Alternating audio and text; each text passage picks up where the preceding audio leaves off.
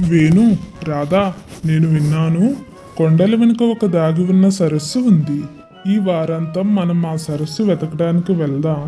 అర్జున్, నువ్వెప్పుడూ కొత్త సాహసాలు చేసే విషయం గురించి ఆలోచిస్తావు. మనం నిజంగా దాన్ని కనుగొంటామా?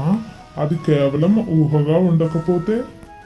అర్జున్, నువ్వు చెప్పినట్టు దాన్ని వెతకడంలో తప్పేమీ లేదు. మనం కలిసి వెళ్ళి చూస్తే సరిపోతుంది. అలా ముగ్గురు స్నేహితులు కొండలపై ప్రయాణమవుతారు. ఈ మార్గం చాలా కష్టంగా ఉంది. మనం నిజంగా సరస్సు వెతకడంలో ముందుకు పోతున్నామా?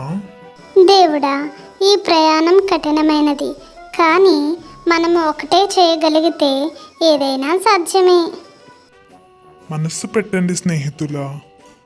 మనం చేసే ప్రతి పని ఇలాంటి కష్టాలు వస్తాయి, కానీ చివరికి విజయం అర్జున్, వేణు మరియు రాధా చివరికి సరస్సును కనుగొంటారు.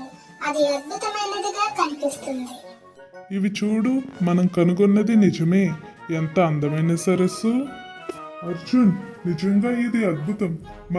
మనం కలిసి ఎంతో కష్టపడి ఈ ఘట్టానికి చేరుకున్నాం. ఈ స్నేహం, ఈ కష్టాలు, ఈ విజయం అన్నీ మనందరికీ మద్దతుగా నిలబడినవి.